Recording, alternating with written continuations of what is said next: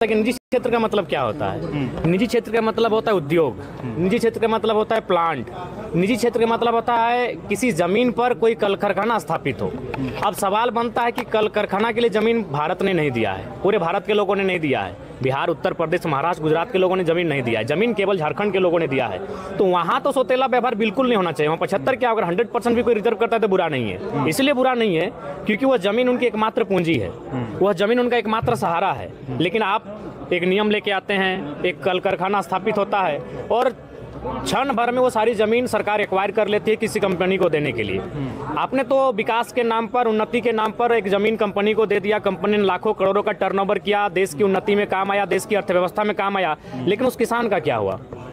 जिस किसान के पास ये जमीन हड़प्पा काल से है, जिस किसान के पास ये जमीन महाजनपद काल, बुद्ध और तमाम मुगल काल से लेके अंग्रेज के कालखंड तक वो जमीन उस किसान के पास, उस किसान का क्या हुआ? एक झटके में उसका परिवार अपने सड़क पे लाके खड़ा कर दिया। तो इसलिए मेरा मानना है ये हाईकोर्ट को इस पर पुनर्विचार करना चाहिए, सरकार को फिर से मजबूती के साथ इस विधेयक को लागू करने के लिए प्रयासरत होना चाहिए। क्योंकि जमीन जिन लोगों ने दिया है वो झारखंड के लोग हैं, वहाँ तो किसी के साथ समझौता होना ही नहीं चाहिए। वहाँ 75 क्या, अगर कोई 100% भी आरक्षण लेके आता है तो मैं उसके पक्षधर हूँ। जयराम जी, क्या हाईकोर्ट किसी दबाव में इस तरह का फैसला? देखिए, बिल्कुल दबाव है इसमें, कहीं ना कहीं आज आप सबको मालूम है कि आज जो भी विषय हैं वो कहीं ना कहीं दबाव के कारण ही आते हैं। तो ये बहुत ही दुर्भाग्य की बात है। हाँ, जमीन हमने दिया है तो वहाँ हक हमारा हो, इस बात को हाईकोर्ट को भी सुनिश्चित करना चाहिए। आज अंतिम दिन है, क्या कुछ आपकी ओर से? जी, आज सबसे पहले दो पार्ट होंगे आज के सत्र का। पहला होगा राज्यपाल महोदय का जो अभिभाषण हुआ है, उसके संदर्भ में अपना पक्ष विपक्ष लोग प्रस्तुत करेंगे।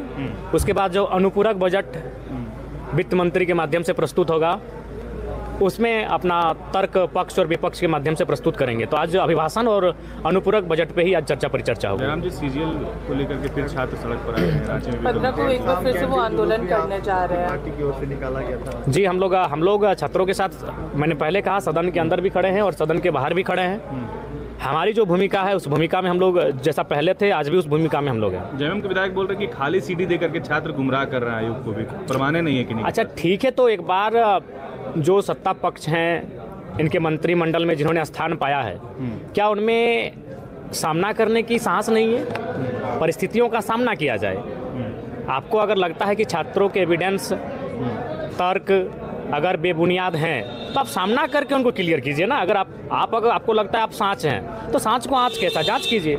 सांच को आँच नहीं होना चाहिए, उसकी जांच होनी चाहिए। और मैं आज फिर इस बात को सदन में उन दो विषयों के बीच इस विषय को मैं ऐड करके उठाने का प्रयास करूंगा। जी, ठीक ठाक रहा, अच्छा ही रहा जी, ठीक ठाक रहा। तो अभी पहुंच चुके हैं, आज विधानसभा सत्र का अंतिम दिन है और कई सारे कागजात सवाल लेकर आए हैं। दादा, आज अंतिम दिन है, निकल के आज कुछ है सिटी के लिए उठाएंगे क्या? निकल के बोलिए, बहुत टाइम है। बोल दीजिए बोलिए। इधर आ जाए, इधर ऐसा खुल जाइए, इधर आ जाइए। राज्यपाल महोदय का जो अभिभाषण आया है उस पर परिचर्चा है। अमित जी, सीजीएल के मुद्दे पर जो है आप लोगों ने लाठीचार्ज करवा दिया शुरुआत में ही। अभी सरकार बनी है और लाठीचार्ज के साथ शुरुआत हुई। हरियाणी लोगों पर लाठीचार्ज हुआ है। जी बिल्कुल, इसी विषय को लेकर मैं भी कहना चाहता हूँ कि सबसे पहला जो दायित्व बनता है और जो तरीका होता है, कहीं न कहीं उचित माध्यम जो हमारा बनता है वहाँ पर रखना चाहिए था। और ऐसे अचानक कहीं पर किसी को कानून को तोड़ने का भी प्रयास नहीं करना चाहिए, हमारा ये मानना है। और साथ साथ हम भी चाह रखते हैं कि जो भी परीक्षाएं आयोजित हो, बेहतर तरीके से उसका सफल तरीके से उसका रिजल्ट आए, प्रकाशित हो और जो सक्षम, जो योग्य उम्मीदवार हैं वो चुने जाएं। और इस विषय को लेकर हम भी सर गंभीर हैं, हमारी पार्टी गंभीर है, ये राज्य सरकार गंभीर है।